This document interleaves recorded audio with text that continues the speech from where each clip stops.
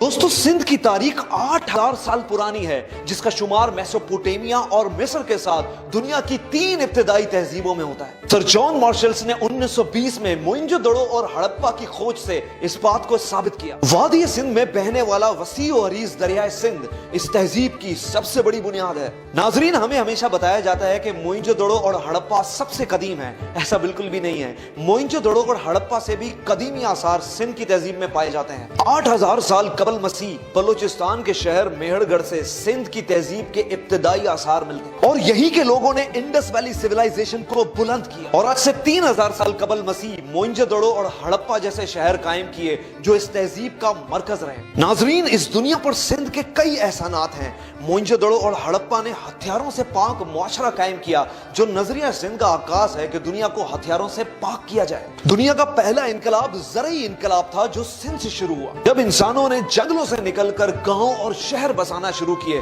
तो इसका आगाज भी सिंध की तहजीब से हुआ। आज से 3000 साल कबल मसीह मोइंजोदड़ो के लोगों ने पक्की ईंटों से अपने घर बनाए, नेकासी आपके लिए नालियां बनाई और वसी हमाम कायम किए, जो इस खित्ते में इंफ्रास्ट्रक्चर और सिविल इंजीनियरिंग की तारीख का मुंह बोलता सबूत है। मेसोपोटामिया के बाद पहिया सबसे पहले दुनिया में सिंध में इस्तेमाल किया गया। जमीन पे हल चलाने के लिए बैल का इस्तेमाल और तिजारत के लिए बैलगाड़ियों का इस्तेमाल सबसे पहले सिंध से हुआ। इस दुनिया में पहली सनत की बुनियाद भी सिंध नहीं रखी। सिंध ही में कपास से धागा और धागे से कपड़ा बनाने की मशीन अर्थ और अड़न्ना बनाई गई। अजरक का शाहकार डिजाइन भी सिंध ही ने बनाया, जो आज हमारे मुल्क का कौमी तोहफा भी है। इंडस वैली सिविलाइजेशन में पहली सनत कायम होने की वजह से इंडस्ट्री का लफ्ज भी इंडस से निकला। इस तहजीब को अक्सर 2 नामों से पुकारा जाता है, सिंध और इंडस। ये नाम कैसे पड़े, कब पड़े और किसने रखे, इसके लिए वीडियो आपको एंड तक देखनी होगी। 1500 साल कबल मसीह इस खित्ते में आर्यंस आए और आर्यंस दरिया को अपनी जबान में सिंधु कहते थे,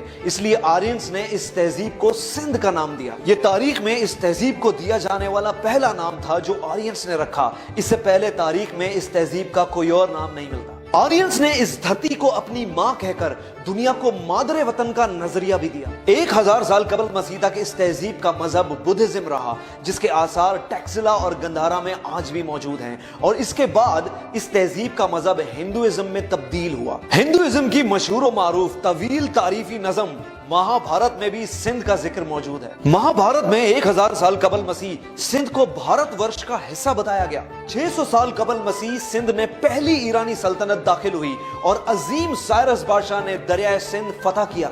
यहाँ पे हिंदुइज्म की अक्सरियत होने की वजह से ईरानियों ने सिंध को हिंद कहना शुरू किया और ये इस तहजीब को दिया जाने वाला दूसरा नाम था। ईरानियों के बाद यहाँ यूरोप से यूनानी आए और 400 साल कबल मसीह सिकंदर आजम ने सिंध को अपनी तहवील में लिया। यूरोपियंस ने हिंद को इंद कहना शुरू किया और उसके बाद इंडस लफ्ज का इस्तेमाल हुआ। लफ्ज इंडिया भी इंडस से निकला है। इंडस इस तहजीब को दिया जाने वाला तीसरा नाम था। तकरीबन 300 साल कबल मसीह चंद्रगुप्त मौर्य इंडस वैली सिविलाइजेशन आया और टैक्सिला की दरसगाह में आर्ट, साइंस और जंगी मशकों की तरबियत ली। यूरोपियंस का कब्जा आधे सिंध पे था, इसलिए उससे आगे के इलाकों पे मौर्य सल्तनत कायम हुई और उन्होंने अपनी तहजीब को हिंद कहना शुरू किया, जो कि सिंध का ही दूसरा नाम था। और इस तरह तारीख में हिंद और सिंध एक तहजीब होने के बावजूद अलग अलग हुए। बाद में जब मौर्य सल्तनत अपने अरूज पे पहुंची तो चंद्रगुप्त मौर्य ने यूनानियों से जंग की और सिंध को अपनी तहवील में लिया। चंद्रगुप्त मौर्य के बाद महाराज अशोक ने भी सिंध पे हुक्मरानी की। मौर्यंस के 100 साल राज के बाद यहाँ अफगानियों ने यानी ग्रीको बैक्ट्रियन ने अपनी हुकूमत कायम की। इस दौर में बुद्धिज्म को दोबारा फरोग मिला और रोहड़ी के मुकाम पर इसके आसार भी मिलते हैं। पहली सदी ईस्वी में सीथियंस ने मुख्तसर वक्त के लिए अपनी सल्तनत कायम की और उनके बाद कुशन सल्तनत सिंध में दाखिल हुई। कुशन सल्तनत के आसार कहूजोदड़ो मीरपुर खास के मुकाम पर आज भी पाए जाते हैं। नाजरीन, 3री सदी ईस्वी में सैसनिड एम्पायर ने सिंध पे हुक्मरानी की। 4th सेंचुरी में सिंध पे कंट्रोल गुप्ता एम्पायर करा। 5th सेंचुरी में राय खानदान और 6ठी सदी ईस्वी में ब्राह्मण्स ने सिंध पे हुकूमत कायम की। और याद रहे, राजा दाहिर भी ब्राह्मण हुकूमत का हिस्सा रहे। 7th सेंचुरी में अरब में इस्लामी इनकलाब आया और बनु उमैया के दौर में कई बागी गिरोह थे जिनको ब्राह्मण्स ने पनाह दी।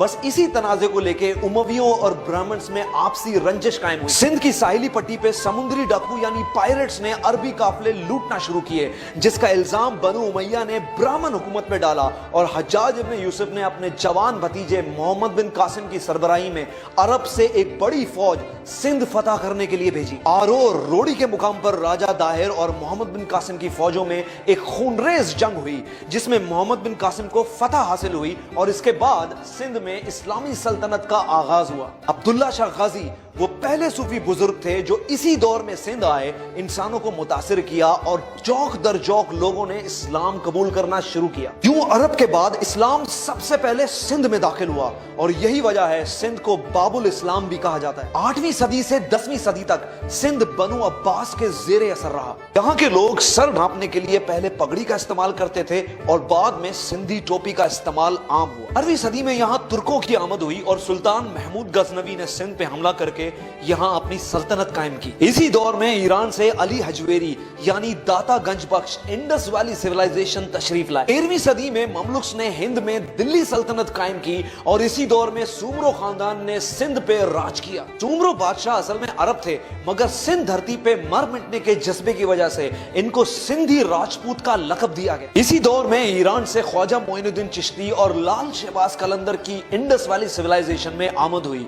एक ने सिंध बसाया और एक ने हिंद बसाया। 14वीं सेंचुरी में सम्मा खानदान ने सिंध पे अपना राज कायम किया। सम्मा खानदान ने ठट्ठा के करीब अपना दारुल खिलाफा बनाया और इसी सदी में मखली दुनिया का सबसे बड़ा कब्रिस्तान वजूद में आया। 15वीं सेंचुरी में अरगून ने सिंध फतह किया जो मंगोल सल्तनत का हिस्सा थे। 16वीं सदी में अकबर बादशाह ने सिंध को अपनी तहवील में लिया और मुगल सल्तनत ने सिंध को कंट्रोल किया। 17वीं सेंचुरी में हाला के मुकाम पर शाह अब्दुल लतीफ भिटाई की पैदाइश हुई। सिंध में आर्ट्स और म्यूजिक को एक खसूसी अहमियत हासिल थी। यही वजह है कि शाह अब्दुल लतीफ भिटाई ने एक म्यूजिकल इंस्ट्रूमेंट भी इन्वेंट किया जिसको तंबूरा कहते हैं। शाह अब्दुल लतीफ भिटाई ने हिंदुओं और मुसलमानों के दरमियान अपनी पोइट्री और म्यूजिक से एक हम आहंगी की फिजा कायम की। 18वीं सदी में मुगल सल्तनत ने यार मोहम्मद कलोड़ो को सिंध का गवर्नर बनाया और कलोड़ो खानदान ने सिंध पे राज किया। इस दौर में सूफी बुजुर्ग सच्चल सरमस की पैदाइश खैरपुर मीरस दराजा के मुकाम पर हुई। 19वीं सदी में सिंध पे टालपुर खानदान का राज रहा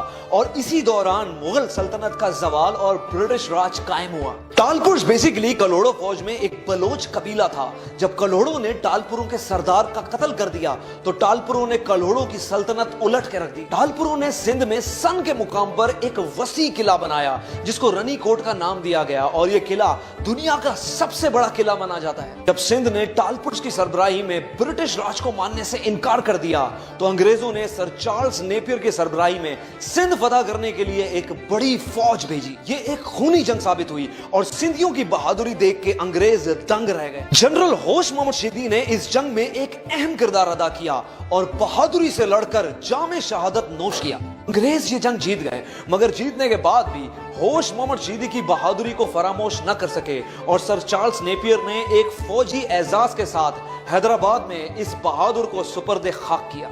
जगीर में अंग्रेजों को हैदराबाद हमेशा भारी रहा। एक मैसूर का हैदराबाद जिसमें टीपू सुल्तान लड़े और एक सिंध का हैदराबाद जिसमें होश मोहम्मद शीदी लड़ा और इन दोनों जंगों में अंग्रेज ने अपनी दुश्मन की बहादुरी का खुद एतराफ किया। बहरहाल सिंध पे आखिरी हुकूमत ब्रिटिश राज की रही। इंडस वैली सिविलाइजेशन के इलाके सदियों तक रियासतों के जेर असर रहे और मुख्तलिफ तहजीबों ने इनके ऊपर हुक्मरानी की। यही वजह है कि कम्युनिकेशन गैप आने की वजह से इनके लिबास, लाइफ स्टाइल और जुबान में नुमाया तब्दीलियां आई। तहरीक आजादी की वजह से इंडस वैली सिविलाइजेशन के लोग यानी कश्मीर से खैबर, खैबर से पंजाब, पंजाब से बलूचिस्तान और सिंध, ये सब मुमलिकत खुदादात की सूरत में एक कौम बने और अब एक तहजीब बनने के मरहले में मसरूफ हैं। मेरे नजदीक पाकिस्तान इस तहजीब को दिया जाने वाला चौथा नाम है। तारीख और इंडस वैली सिविलाइजेशन मोहम्मद अली जिन्ना की इस अजीम खिदमत को हमेशा याद रखेगी। सिंधी टोपी और अजरक इंडस वैली सिविलाइजेशन की आज एक शनाख्त है। हैरत इस बात की नहीं कि सिंधी एक ताकतवर सकाफत के मालिक हैं, हैरत इस बात की है कि इतना रिच कल्चर होने के बावजूद जब ये लोग सिंधी टोपी और अजरक पहनकर लोगों से मिलते हैं तो हाथ जोड़ के और आजी से मिलते हैं और इंसान को इज्जत देने की ये रिवायत सिंध को बाकी तहजीबों से मुनफरिद कर देती है। इनके लोग खवातीन के हकूक के अलम बरदार साबित हुए जब मोहतरमा बेनजीर भुट्टो पूरे आलम इस्लाम में पहली खातून वजीर आजम मुंतखब हुई। आज हमें अपनी तहजीब को पढ़ने और समझने की जरूरत है کہ جب دنیا جہالت کے اندھیروں میں دھسی ہوئی تھی تب ہماری تہذیب ایک روشن ستارے کی مانند تھی۔ آج کی تہذیب میں بھلے ہی ہمارے لباس، کھانے، رہن سہن اور زبان مختلف ہو گئی ہوں، لیکن ہماری روایات جس میں عاجزی، مہمان نوازی اور انسان کو عزت دینے کا جذبہ آج بھی اتنا ہی پرانا ہے جتنا کہ انڈس ویلی سیولائزیشن۔ یہاں جو بھی لوگ آئے وہ یہاں کی عاجزی، مہمان نوازی اور خلوص دیکھ کر اس دھرتی کے ہو کے رہ گئے۔ وہ چاہے افریقنز ہوں، عرب، پرشینز، افغانی، ترک یا یورپینز، سب اس تہذیب سے متاثر ہوئے۔ آج ہمارا پیارا ملک پاکستان انڈس ویلی سیولائزیشن کی مکمل عکاسی کرتا ہے، جس میں خیبر پختونخوا میں گندھارا ہو، پنجاب میں ہڑپا، بلوچستان میں میہر گڑھ یا سندھ میں موئنجو دڑو، یہ سب انڈس ویلی سیولائزیشن کے مرکز ہیں۔ اللہ ہمیں ایک تہذیب یافتہ قوم بنائے تاکہ ہم ایک حقیقی فلاحی ریاست قائم کر سکیں۔ سندھ کی عظیم تاریخ، اپنے ہوسٹ کمیل شاہ کو اجازت دیجیے، ملتے ہیں اگلی ویڈیو کے ساتھ۔